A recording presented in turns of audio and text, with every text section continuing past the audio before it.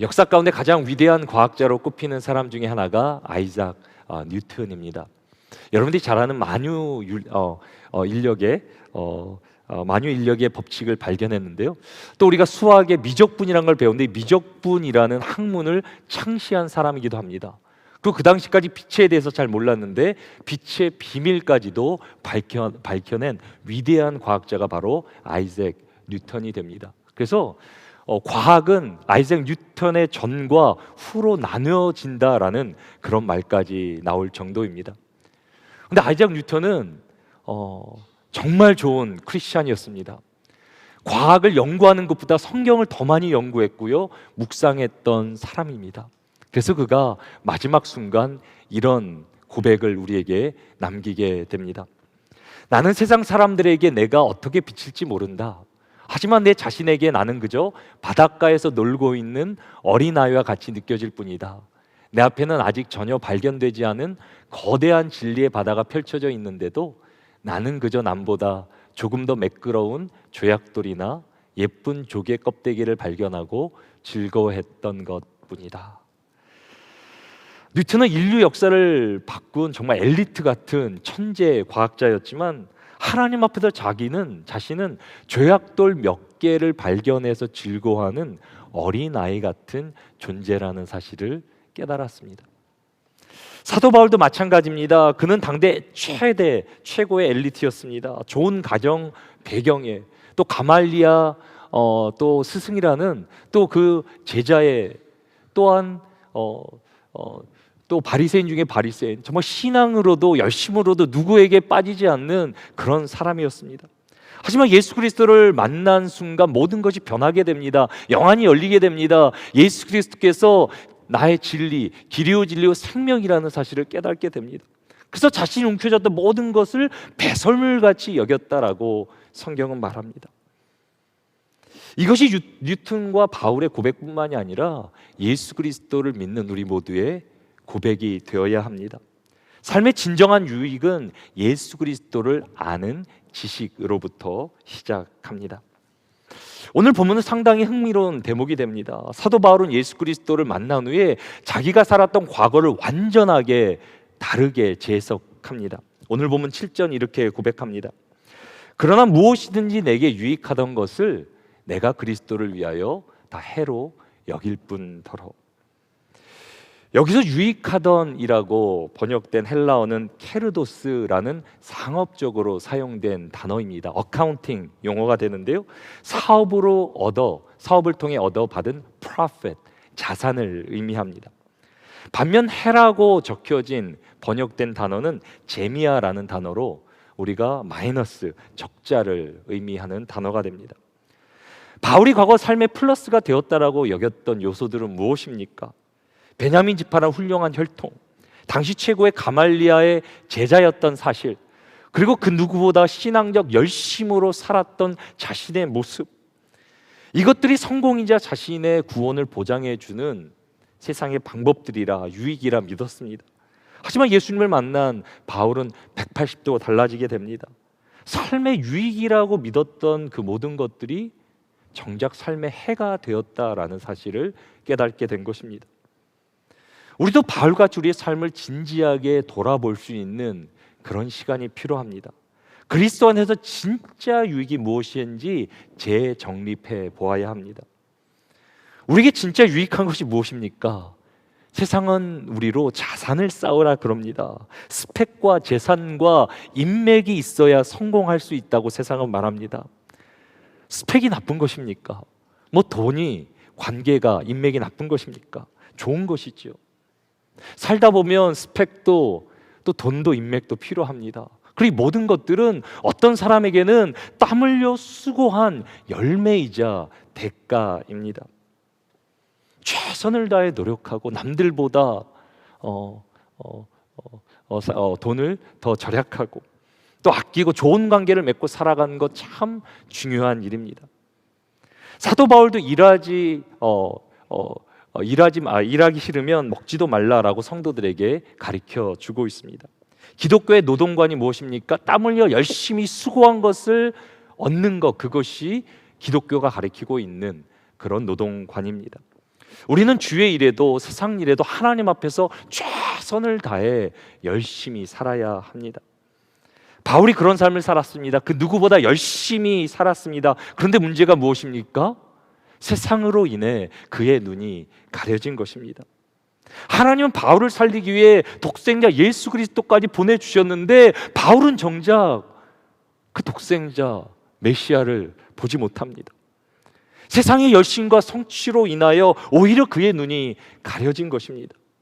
그 누구보다 열심히 살았고 신앙생활 잘했다 믿었는데 바울이 쫓았던 것은 예수가 아닌 세상이었습니다. 바울은 영원하지 않는 세상을 얻기 위해 영원한 가치를 놓치게 된 것입니다. 시간 잠시 우리의 삶을 다시 한번 돌아보기를 원합니다. 재정립해 보기를 원합니다.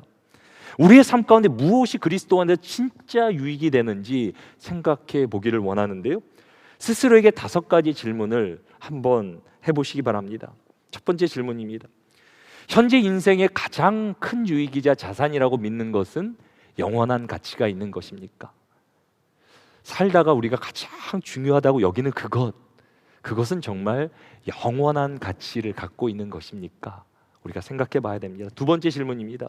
세상에서 쌓아 올린 성공과 성취가 예수님을 향한 사랑을 쉽게 만들지는 않았습니까?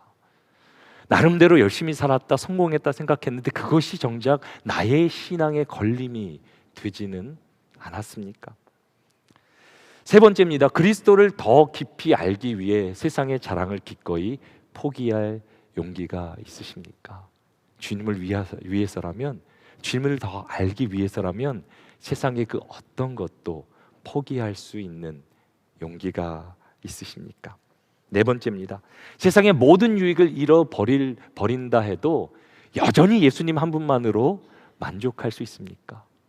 세상에 그 어떤 것이 주어지지 않더라도 예수 한 명으로, 한 분으로 기뻐하며 만족할 수 있습니까? 마지막 질문입니다. 지금 예수님이 나를 찾아오신다면 부끄럽지 않은 모습으로 그분을 맞이할 준비가 되어 있으십니까? 지금 예배 가운데 주님이 찾아오신다면 기쁨으로 부끄럼 없이 주님을 맞이할 수 있습니까? 지금 우리의 모습이 어떻습니까? 바울과 같이 세상의 것으로 꽉 차 있어 혹시 주님이 보이지 않는 우리의 현실은 아닙니까? 한때 주님을 뜨겁게 만났지만 어느 순간 주님과의 관계가 소홀해지고 멀어진 것은 아닙니까? 우리가 예배 장소에 있다 해도 열심히 살아간다 해도 그것이 우리의 믿음을 보장해 주지 않습니다. 바울은 누구보다 더 열심히 신앙생활을 했다고 자부한 사람입니다. 주님의 교회를 핍박하면서도 하나님의 일을 하고 있다라고 생각한 사람입니다. 바울은 신앙생활을 한 것이 아니지요. 자신의 노력과 열심으로 종교 생활을 쌓아온 거지요. 만약에 예수님이 멈추지 않으셨다면 바울은 끝까지 자신의 종교 생활을 멈출 수 없었을 것입니다. 그런 바울을 예수님께서 만나 주십니다. 종교적 열심으로 교회를 핍박하러 가는 다메섹 도상 길선상에서 예수님께서는 하늘의 빛으로 바울 가운데 임해 주십니다. 당시 바울과 동행했던 일행들이 있다 성경은 말하지만 바울만 알아들을 수 있는 음성으로 예수님께서는 말씀해 주십니다. 오늘 말씀을 듣는 수많은 사람들이 있는데 나에게 주시는 주님의 특별한 음성이 있다라는 거예요. 그 음성을 들어야 내 삶이 바울과 같이 변할 수 있다라는 거예요. 오늘 예배를 통해 말씀을 듣는 가운데 예수 그리스도의 우리를 만나 주시고 주님의 특별한 음성을 듣게 되기를 주님의 이름으로 축원합니다. 주님이 바울에게 뭐라고 말씀하십니까? 사울아 사울아 내가 어찌하여 나를 핍박하느냐. 그 말씀을 듣는 바울이 얼마나 놀랬겠습니까? 그래서 두려운 마음으로 그 말씀을 하시는 분이 누구신지 물어봅니다. 누구십니까? 그러자 주님께서 나는 네가 박해하는 예수라 라고 말씀해 주십니다. 이런 예수님의 음성을 들은 바울은 충격에 빠지게 됩니다. 이제까지 자신의 삶이 성공했다 믿었는데 자신의 신앙생활 잘하고 있다 생각했는데 정반대의 삶을 살고 있었던 것입니다. 예수님과 상관없는 삶을 살았을 뿐만 아니라 그의 교회를 핍박하는 길을 걷고 있었던 것입니다. 그런 자신의 모습을 돌아보며 나중에 죄인 중에 괴수라, 나는 아무런 소망이 없는 자였다라고 자신을 평가합니다. 지금 예수님께서 만약 지금 나를 찾아오신다면 어떤 말씀을 주시겠습니까?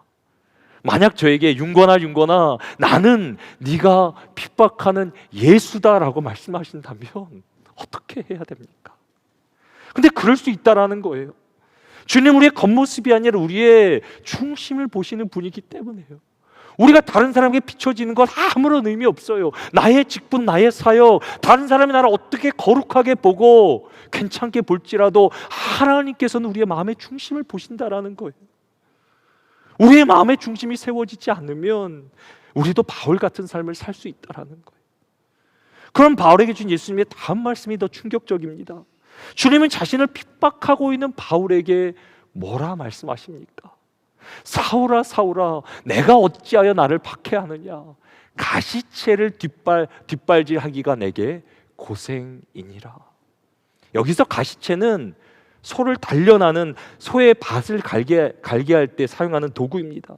길들여지지 않는 소는 어떻게 해요? 농부에게 반항하는 거예요. 자꾸 앞으로 가지 않고 순종하지 않고 뒷발질을 하는 거예요. 뒷발질을 하게 될 때 여기 가시채라는 거 계속 찔리게 돼서 고통을 느끼게 되는 것입니다. 근데 바울의 삶이 이와 같다라는 거예요. 하나님의 말씀에 순종하지 않고 뜻을 깨닫지도 않고 자기의 길을 걷는 가운데 고통의 연속을 경험하고 있다라는 거예요. 자신의 헛된 열심이 스스로를 계속 찌르는 고통 가운데 몰아가고 있는 것입니다. 우리의 열심과 노력만으로 사는 삶의 결론이 무엇입니까? 세상은 행복할 것이라 말하지만 결국 그 결과는 불행입니다. 고통입니다. 타락한 세상 우리를 끊임없이 비교와 경쟁의 늪으로 우리를 빠져들게 합니다. 우리는 세상의 남들보다 더 좋은 스펙, 연봉, 더 나은 환경을 위해 부단히 노력합니다. 하지만 더 많이 소유하고 더 높이 올라간들 우리는 절대로 만족하지 못하고 행복할 수 없습니다. 내 열심과 노력으로 잘 될 때는 우리가 욱줄거리며 교만해지지만 남들보다 조금이라도 뒤처지면 실패한 것 같고 쓸모없는 것 같고 자괴하는 마음이 우리 가운데 일어나게 됩니다. 깊은 절망과 우울에 빠지게 됩니다. 현대인들의 삶이 무엇입니까? 스스로를 증명해내야 되는 무거운 짐을 짊어지고 매일매일 살아가는 것, 내가 아닌 나를 살아가야 되는 것, 그것이 우리의 모습 아니겠습니까? 그것이 고통인 거예요. 그럼 바울의 삶이 너무 고통스럽고 고생스러워서 주님이 찾아오세요. 우리의 삶은 어떻습니까? 세상에서 최선을 다한다 그러는데 내 영은 이미 고갈되어 있는 거 아닙니까? 지쳐버린 것 아닙니까? 나의 열심, 나의 스펙, 나의 성취로 나의 스스로의 존재를 날마다 증명해야 되는 것에 이미 지치고 무너져 버린 것 아닙니까? 그렇게 살아가는 세상의 고통이 성공이라고 착각하며 달려나가는 것은 아닙니까? 성경 우리가 우리의 힘으로 노력으로 우리를 스스로 증명해야 되는 존재가 아니라고 분명히 말합니다. 우리는 하나님의 존귀한 형상으로 지음받은 하나님의 아들, 딸, 하나님의 자녀라고. 우리는 그 살아가는 존재 자체가 존귀하다라고 성경은 분명히 말해주고 있습니다. 우리는 하나님의 은혜로 살아가야 되는 존재입니다. 여러분들은 그 하나님의 은혜로 천국의 능력으로 살아가십니까? 아니면 세상 가운데 고통과 두려움으로 아직도 세상을 살아가십니까? 오늘 여러분들에게 바울에게 임했던 예수 그리스도의 빛이 임하고 주님의 놀라운 음성이, 은혜가 임하게 되기를 주님의 이름으로 축원합니다. 주님은 영광의 빛으로 바울의 눈을 가려주세요. 그래서 주님만 바라볼 수 있도록 바울을 인도해 주세요. 영광의 빛 가운데 바울은 그리스도를 아는 지식이 가장 가치 있음을 깨닫게 됩니다. 예수 그리스도의 영광을 경험하고 깨달은 바울은 8절에서 이렇게 고백합니다. 또한 모든 것을 해로 여김은 내 주 그리스도를 아는 지식이 가장 고상하기 때문이라. 내가 그를 위하여 모든 것을 잃어버리고 배설물로 여김은. 예수님을 만난 바울은 이제까지 내가 추구했던 것, 쫓았던 그 모든 것이 해가 될 뿐이 아니라 이제는 배설물로 여긴다라고 말합니다. 여기 배설물이라고 번역된 단어는 단순히 무슨 버려진 쓰레기 정도가 아니라 짐승의 똥, 정말 아무도 정말 접하고 싶지 않은, 정말 식탁에서 떨어져 완전 쓰레기 같은 개에게 주는 그런 음식 찌꺼기, 그런 것들을 의미합니다. 근데 과거에 바울이 자신이 자랑했던 모든 것이 예수 그리스도 안에서 배설물같이 여겨진다라고 바울은 말하고 있는 것입니다. 왜냐하면 예수 그리스도를 아는 지식이 그 모든 것과 비교할 때 surpassing worth, 어떤 것보다 가장 가치 있는 것임을 깨달았기 때문이라 라고 바울은 말하고 있습니다. 이런 극적인 변화를 심리학에서는 패러다임 시프트라고 말합니다. 이 패러다임 시프트란 단순히 생각 몇 가지가 변하는 것이 아니라 세상을 바라보는 인식의 틀이 완전히 전환되는 것을 말합니다. 여러분들 한번 어린 시절을 생각해 보시기 바랍니다. 제가 어렸을 적에 가장 저에게 가치 있었던 것, 소중한 것은 구슬이었습니다. 저는 이제 방과 후에 이제 제 주머니에다 이제 구슬을 가득 가지고 이제 놀이터에 나가면 친구들이 기다리고 있어요. 그래서 이제 해가 이제 떨어지기까지 구슬치기를 하는 거예요. 그래서 제가 돌아갈 때 아직도 구슬이 제 주머니에 가득 있으면 얼마나 행복했는지 몰라요. 세상을 다 얻은 것 느꼈어요. 근데 주머니가 이렇게 비워지면 얼마나 허탈한지, 얼마나 우울한지, 세상을 다 잃어버린 것 같았어요. 근데 지금 누가 저한테 구슬을 트럭째 갖다 준들 제가 행복하겠습니까? 그걸로 행복하다면 병원에 들어가야죠. 잘못된 거죠. 어렸을 때는 구슬이 가장 가치 있다 느꼈는데요, 자라면서 그것보다 더 큰 가치를 발견하게 된 것입니다. 제 삶에 패러다임 시프트가 일어난 것입니다. 바울은 자신에게 일어난 이 패러다임 시프트를 이렇게 쉽게 우리에게 설명합니다. 고린도전서 13장 11절입니다. 내가 어렸을 때는 말하는 것이 어린아이와 같고, 깨닫는 것이 어린아이와 같고, 생각하는 것이 어린아이와 같다가 장성한 사람이 되어서는 어린아이의 일을 버렸노라. 우리 신앙생활에도 패러다임 시프트가 일어나야 합니다. 우리가 영적으로 어렸을 때는요, 어린아이일 때는요, 세상에 눈에 보이는 것, 그것이 너무나 좋아 보여요. 그것으로 나의 존재와 가치를 증명하려고 해요. 하지만 영적으로 성숙할수록 무엇을 깨닫게 됩니까? 예수 그리스도의 가치, 그분의 무한한 영광을 깨닫게 되는 거예요. 그리고 바울은 예수 그리스도 안에서 하나님의 옳다 하심이라는 것을 발견하게 됩니다. 이것이 바울이 깨달은 하나님의 의라는 개념입니다. 바울이 세상의 모든 것을 배설물같이 여긴 것은 이 하나님의 의를 내가 소유하기 위해 세상의 모든 것을 버렸다라고 말하고 있는 것입니다. 성경이 말하는 이 의라는 것을 쉽게 말하면 기준이라고 말할 수 있습니다. 사람들은 나름대로 자신만의 기준을 가지고 살아갑니다. 선하게 살고자 하는 선의 기준, 세상에서 성공하고자 살아가는 성공의 기준, 또 신앙생활에도 우리의 기준이 있습니다. 우리는 끊임없이 기준을 세우고 기준에 도달하기 위해 열심과 노력을 다합니다. 이것을 성경은 나의 의라고 말합니다. 근데 문제가 무엇입니까? 나의 기준과 하나님의 기준은 다르다라는 것입니다. 우리의 기준은 언제나 상대적입니다. 내가 다른 사람보다 조금 더 선하고, 조금 더 성공하고, 조금 더 신앙생활 잘하는 것 같으면 내가 의로운 것 같이 느껴집니다. 하지만 하나님의 기준은 절대적입니다. 완벽한 거룩함과 의로움이 아니고는 하나님의 의에 아무도 도달할 수 없습니다. 지구에서 달까지 우리가 도달하려고 노력한다고 생각하시기 바랍니다. 어떤 사람이 점프를 했는데 30cm를 열심히 점프를 했어요. 그랬더니 어떤 사람이 비웃으면서 운동을 열심히 한 운동선수가 2m를 점프를 해버린 거예요. 그러면 달에 도달한 것입니까? 아니지요. 30cm를 뛰었든 2m를 뛰었든 실패한 것은 마찬가지인 거예요. 우리의 어떤 열심과 노력으로도 하나님의 의에 도달할 수 없는 것입니다. 바울은 그 누구보다 열심히 의를 쌓았던 사람입니다. 근데 바울이 깨달은 진리가 무엇입니까? 내가 아무리 노력해도 갈 수 없는 그 하나님의 의, 그 하나님의 의가 어떻게 이 땅에 성취됩니까? 예수 그리스도가 이 땅에 오셔서 나를 위해 하나님의 의가 되어 주셨다라는 것입니다.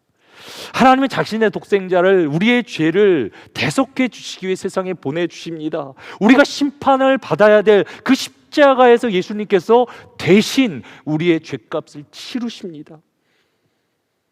그래서 완전한 하나님의 의, 하나님의 공의를 이 땅에 드러내십니다.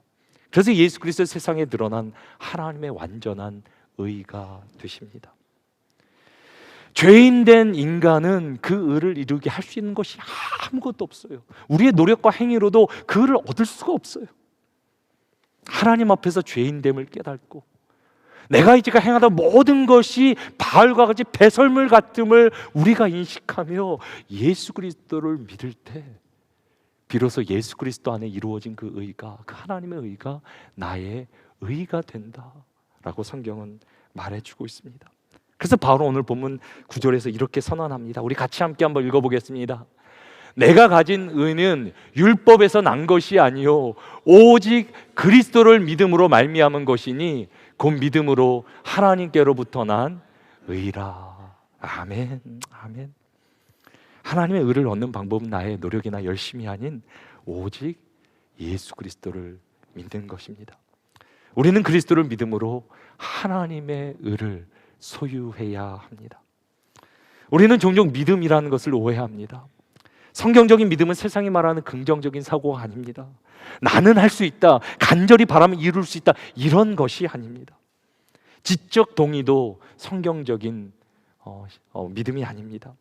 예수님이 역사적 인물이고 십자가에 달려 돌아가셨다 사실 믿는 거, 그것만으로 지적으로 동의하는 것만으로도 성경이 요구하는 믿음에 이를 수 없습니다. 성경이 말하는 참된 믿음은 인격적인 relationship, 관계입니다. 내가 더 이상 내 삶의 운전대를 잡고 내 삶의 주인으로 살아가는 것이 아니라 이제는 예수 그리스도를 내 삶에 모시고 주님에게 내 삶의 운전대를 맡기고 주님의 인도하심을 받으며 함께 동행하는 삶, 그것을 성경은 믿음이라고 말합니다. 예수님, 내 힘으로 내 인생을 도저히 살아갈 수 없습니다. 나를 도와주세요. 나를 인도해 주세요라고 고백하며 주님을 내 삶에 모시며 그 사랑의 관계로 나아가는 삶, 그것이 믿음입니다. 바울은 그 믿음의 본질을 깨달았기에 오늘 본문에서 예수 그리스도를 아는 지식, 이것을 거듭 강조합니다. 성경에서 안다는 단순히 지식을 습득하는 수준이 아닙니다. 마치 부부가 서로를 깊이 알아가듯 인격적인 친밀함을 쌓아가는 것, 그것이 성경이 말하는 아는 것입니다. 바울에게서 신앙생활에 대한 그저 마지못해 할 수 없어 율법을 지키는 인생이 아니라 그리스도와 날마다 눈을 맞추며 그분과의 사랑의 관계 가운데 나아가는 것, 그분과 더욱더 친밀해지는 것, 그것이 바울이 깨달은 믿음입니다. 그리고 그리스도를 아는 지식 안에서 그 믿음으로 주님과 관계를 쌓아갈 때 우리 가운데 일어나는 구체적인 놀라운 유익들이 있습니다. 먼저는 세상이 줄 수 없는 참된 평안을, 샬롬을 우리가 누리게 됩니다. 타락한 세상에서 우리는 항상 평가 대상이 될 수밖에 없습니다. 그리고 내가 실수하면 뒤처지지 않을까, 버림받지 않을까, 항상 그런 두려움과 불안이 우리를 엄습합니다. 그리고 우리는 존재 가치를 스스로 계속해서 증명해야 되는 그런 무거운 짐을 짊어지고 살아갑니다. 근데 그리스도 안에 거할 때 하늘에서부터 우리 가운데 음성이 임하는데요, 너는 내 사랑하는 자녀다. 내가 너를 책임져 주노라. 내가 너와 함께 하노라. 그리고 하나님의 사랑부터 우리를 끊을 자가 없다, 끊을 것이 없다라고 성경은 분명히 말해주고 있습니다. 내가 예수 그리스도 안에 거할 때 세상이 우리에게 줄 수 없는 놀라운 하늘의 평강이 임하기 시작합니다. 우리는 더 이상 스스로를 증명할 필요가 없습니다. 주님께서 십자가에서 다 이루셨다. 우리의 모든 것, 우리의 죄값, 연약한 모든 것을 다 지불하셨다 말씀하십니다. 우리는 이미 자유합니다. 우리는 이미 승리했습니다. 우리는 영원한 생명을 누리는 존재로 이 땅을 살아가야 된다. 그것이 성경이 말하고 있는 복음입니다. 그 사랑 안에 우리는 영혼의 참된 안식과 평안을 누리게 됩니다. 두 번째로 우리 가운데 주는 실제적인 유익은 죽음과 절망을 이기는 부활의 능력으로 우리는 세상을 살아가게 됩니다. 바울은 하나님의 의를 소유한 그 결과를 부활에 이르는 것이라고 결론을 내립니다. 기독교의 신앙은 부활 신앙입니다. 세상은 죽음을 두려워하지만 예수 그리스도께서 죽음의 모든 권세를 이미 이기셨다. 성경은 우리에게 말합니다. 그래서 우리가 생명의 근원된 예수님과 우리의 영혼이 접속될 때, 그 안에 거할 때 죽음을 이기신 그분의 부활의 능력이 우리 가운데 임하게 되는 것입니다. 우리도 살다 보면 내 힘으로 꺼내낼 수 없는 우리의 삶의 습관들이 있습니다. 삶의 영역들, 문제들이 있습니다. 나를 짓누르는 우울과 절망의 자리들이 있습니다. 근데 능력이 우리 안에 있는 것이 아니라 그 능력은 예수 그리스도 안에 있다 성경을 말하고요, 우리가 예수 그리스도 안에 거할 때 그 부활의 능력이 나의 능력이 될 것이라. 주님께서 내 삶에 역사하여 주셔서 나의 삶의 모든 문제를 이길 수 있는 부활의 능력으로 인도하실 것이라 성경은 분명 우리에게 약속하고 있습니다. 우리의 모든 승리와 능력은 나의 노력이 아닌 주님과의 깊은 관계 속에 있는 줄 믿으시기 바랍니다. 혹시 우리는 아직도 예수 그리스도라는 거대한 바다를 바라보지 못한 채 해변에서 조약돌 가지고 성을 쌓는 어린아이 같은 삶을 살아가는 것은 아닙니까? 삶의 진정한 유익은 예수 그리스도를 아는 지식에서 시작됩니다. 이 위대한 진리를 깨달은 한 사람이 또 있는데 짐 엘리엇이라는 선교사였습니다. 이 선교사님은 위튼 대학에서 수석으로 졸업합니다. 정말 미래가 열려있던 촉망받던 청년이었는데 예수 그리스도를 만난 후 그 삶을 헌신하며 선교지로 가게 됩니다. 그때 사람들이 뭐라고 얘기했냐면 왜 그런 귀한 재능과 스펙을 낭비하느냐라고 그를 꾸짖었습니다. 근데 짐 엘리엇은 자신의 일기에 이렇게 적었습니다. 영원한 것을 얻기 위해 영원하지 않은 것을 버리는 자는 결코 바보가 아니다. 영원한 것을 얻기 위해 영원하지 않은 것을 버리는 자는 결코 바보가 아니다. 누가 진짜 바보입니까? 영원한 것을 놓치고 영원하지 않은 것을 위해 살아가는 인생이 가장 미련한 것 아니겠습니까? 이번 한 주 우리도 영원하신 예수 그리스도를 바라보며 영원한 것을 얻기 위해 영원하지 않은 것을 포기할 수 있는, 내려놓을 수 있는 용기로 한 주를 살았으면 좋겠습니다.